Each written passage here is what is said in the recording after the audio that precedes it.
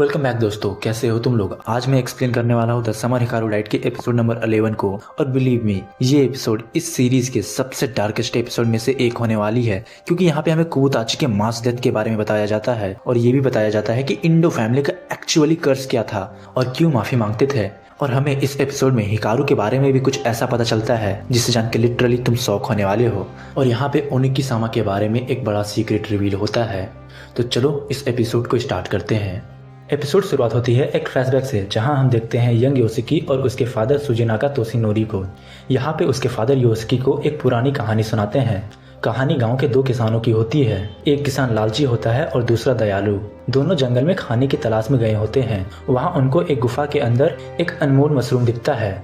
लालची किसान तुरंत गुफा के अंदर अपना सर डालता है और अपना हाथ आगे बढ़ाता है उस मशरूम को तोड़ने के लिए, लेकिन जैसे ही वो हाथ आगे बढ़ाता है उसका सर कट के अलग हो जाता है। और यहाँ पे दयालु किसान काफी डर जाता है और वो भाग के वापस गांव आ जाता है। लेकिन उससे पहले वो कुछ सोच समझ पाता, उसकी टोकरी अपने आप चावल और इतना खाना भर गया होता है कि पूरे गांव के लिए एक दावत हो सकती है। और बाद में उस गुफा को कहा जाने लगा mouth of hungry mountains God. फिर हम वापस प्रेजेंट में आते हैं, जहाँ योशिकी अपने फादर से सवाल पूछता है कि हिकारू के डैड और उनके फैमिली के कर्मा के बारे में आपको क्या पता है। तो यहाँ पे उसके फादर पहले उससे काउंटर क्वेश्चन करते हैं, ये तुम्हें किसने बताया और क्यों जानना है तुम्हें इसके बारे में। लेकिन यहाँ पे योशिकी चुपचाप रहता है, तो उसके फादर उस पर प्रेशर नहीं डालते और उसे बताते हैं कि हर 5 साल के आसपास इंडो परिवार के मर्दों को पहाड़ पर चढ़ना होता है। वहाँ जाकर वो देवता से माफी मांगते हैं और उसे कहते हैं पहाड़ के नीचे ना उतरे। फिर हमें वापस एक फ्लैशबैक दिखाया जाता है, जहाँ पर तोशी याद करता है जो काओई ने समझाया था। बहुत पहले इंडो खानदान के मुखिया की वाइफ प्लेज से मर गई थी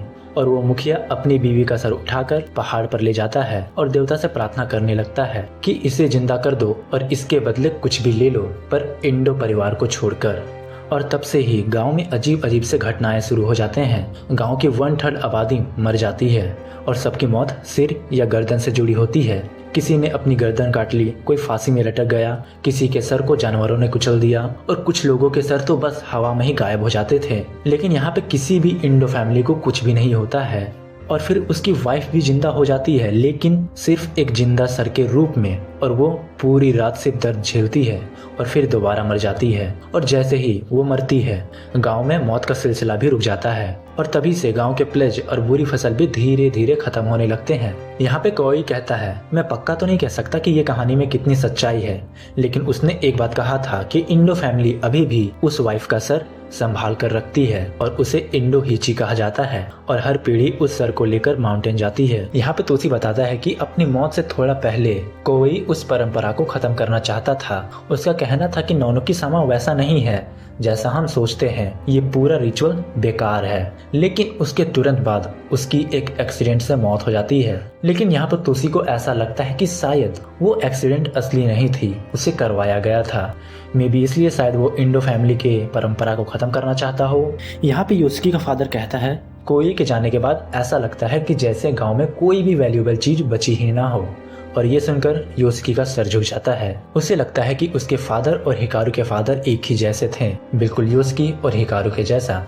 फिर दोनों अपनी फैमिली और बिलोंगिंग के बारे में बात करते हैं। यहाँ पे योशिकी का फादर उसे कहता है, जो लोगों को अपनी जगह नहीं मिलती वो हमेशा कुछ ऐसा ढूंढते हैं जो उन्हें चाहिए या उनका पेट भरे। और यहाँ पे आखिर में योशिकी पूछता है, क्या मैं आपकी कुछ किताबें पढ़ सकता हूँ। यहाँ पे उसके फादर बोलते हैं, हाँ पढ़ सकते हो। फिर हम लोग दूसरी तरफ देखते हैं कुरुबायाशी और हिकारू की बातें। कुरुबायाशी हिकारू से कहती है, तुम और योशिकी एक दूसरे में घुल रहे हो, बिल्कुल वैसे ही जैसे मेरे बेटे के साथ हुआ था। जब ऐसा होता है तो इंसान और दूसरी दुनिया के बीच की दीवार कमजोर पड़ जाती है और फिर नेगेटिव चीजें तुम्हारी तरफ खींचने लगती है।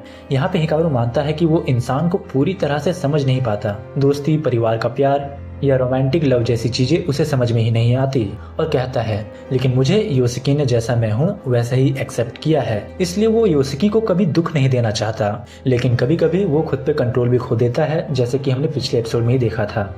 और इसी बात का उसे गिल्ट है, इसलिए वो सोच रहा है कि वो वापस पहाड़ पर लौट जाए ताकि सब नॉर्मल हो सके। लेकिन यहाँ पे कुरुबायाशी कहती है, शायद ये परफेक्ट सॉल्यूशन ना हो, लेकिन कुछ ना करने से तो बेहतर ही है। यहाँ पे हिकारू टेबल पर अपना सिर रख देता है। वो कहता है कि मैं बर्दाश्त कर लूंगा, पर उसके आंखों से आंसू आने लगते हैं और कहता है, मैं दोबारा अकेला नहीं रहना चाहता। फिर सीन शिफ्ट होता है और हमें दिखाया जाता है योस्की अपने डैड की किताबें ढूंढ रहा होता है और वो सारी बातों को दोबारा सोचता है। जब मास नेक डेथ हुई थी तब गांव वालों ने नानोकी सामा को एक मेलेवोलेंट गॉड माना था, पर योस्की समझ नहीं पाता कि पहले सर चढ़ाने पर कुछ नहीं हुआ और एकदम से उस वक्त एक विश फुलफिल कैसे हो गई। उसके दिमाग में हिकारू का पहाड़ लौट जाना फ्लैश होता है और उसी वक्त वो सोचता है नहीं, मैं ऐसा नहीं होने दूंगा।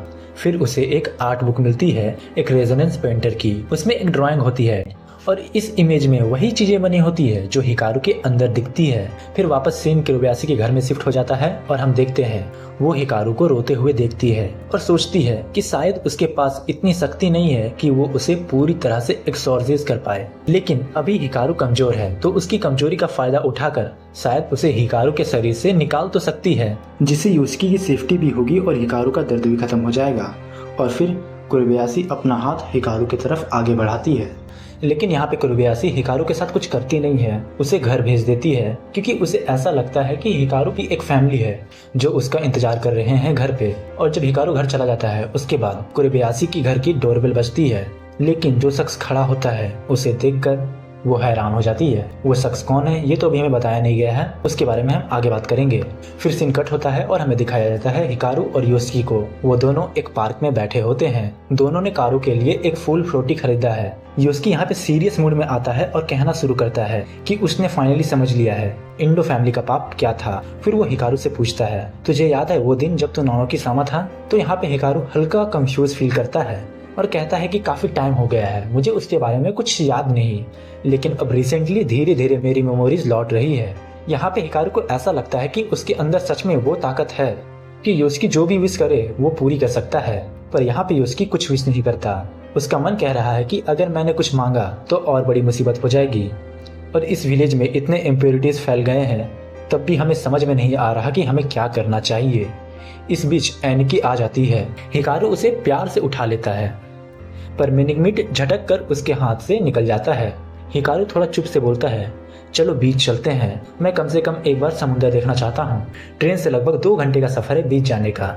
जर्नी के दौरान योस्की अपने हाथ के ब्रूसेस को देखता है और याद करता है कि उसे मिकासा फैमिली को गिफ्ट देना था उनके फेवर के लिए। जब वो तोरी गेट के पास से गुजरते हैं एक अजीब शॉक फील हुआ था, लेकिन फिर नॉर्मल हो गया। यहाँ पे हिकारू समझता है हो सकता है तोरी ने तुझे मेरे साथ कंफ्यूज कर लिया हो। और फिर शाम तक वो दोनों बीच पहुंच जाते हैं। समुद्र के किनारे सिर्फ वो दोनों ही होते हैं, बिल्कुल खाली, बस हवा और लहरों की आवाज। और वहां पहुंचते ही हिकारू बच्चे की तरह खुश हो जाता है, शूज उतारता है और पानी की तरफ दौड़ता है। अचानक उसके सामने एक सांप आ जाता है जो सीधा उसकी आंखों में घूर रहा होता है, लेकिन वो इग्नोर करके योस्की के पास चला जाता है। हिकारू पानी में घुटनों तक चला जाता है और कहने लगता है। तब योस्की उसके पास आता है और वहीं पे हिकारू उसके सामने कन्फेंस करता है और कहता है इंडो हॉल में जब हम लोग थे मुझे याद आया उस वक्त क्या हुआ था जब मैंने हिकारू के बॉडी के अंदर एंट्री ली थी। ओरिजिनल हिकारू के लास्ट वर्ड सिर्फ इतने सिंपल थे, मैं नहीं चाहता कोई उदास हो और मैं नहीं चाहता योस्की अकेला रह जाए। और यहाँ पे हिकारू उदासी से कहता है लेकिन अब मैं उन विश को पूरा नहीं कर पाऊंगा, मुझे माउंटेन वापस जाना होगा। और वो यहाँ पे योस्की को समझाने की कोशिश करता है तुम्हें शायद ना समझ आए, लेकिन मैं एक ऐसा बींग हूँ जो अपने खोखले हिस्सों को भरने के लिए सॉल चाहता है। अगर मैं जिंदा रहा तो हो सकता है मैं लोगों को मारना शुरू कर दूं। और यहाँ पे योस्की का दिल टूटने वाला होता है, उसकी आवाज थरथराने लगती है और कहता है मत जा, मुझे छोड़ के मत जा। पर हिकारू यहाँ पे शांत से मुस्कुराता है और कहता है योस्की तू अब हिकारू की डेथ को एक्सेप्ट कर सकता है, तू ह्यूमन है, तू खुश रह सकता है, मुझे मत रोक। और यहाँ पे वो एंटिटी अपने और इंडो हिकारू के बीच के डिफरेंस गिनाने लगता है। वो खुद को एक रिप्लेसमेंट के रूप में देखता है, लेकिन फिर भी कहता है मैंने तुझसे सच में प्यार करना सीखा है। शायद ये ना रोमांटिक हो ना प्लेटोनिक, लेकिन ये मेरे अपने फीलिंग्स है, ये उस हिकारू की नहीं है, ये मेरे खुद की फीलिंग्स है। वो योस्की की तरफ देख के कहता है थैंक यू सबके लिए।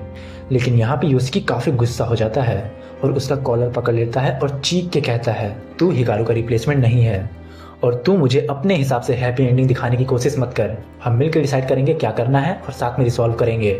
और इसी इंटेंस मोमेंट में तनाका की एंट्री हो जाती है और वो डायरेक्टली बोलता है माउंटेन वापस जाने का कोई फायदा नहीं क्योंकि तू नानोकी सामा है ही नहीं।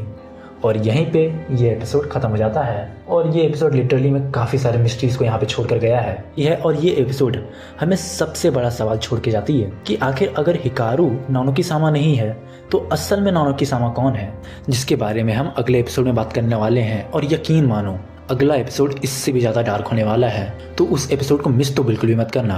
और ये एपिसोड कैसा लगा मुझे कमेंट में बताना जरूर। और अगर वीडियो पसंद आया हो तो लाइक करना, शेयर करना और अपने मैथन भाई के चैनल को सब्सक्राइब कर देना।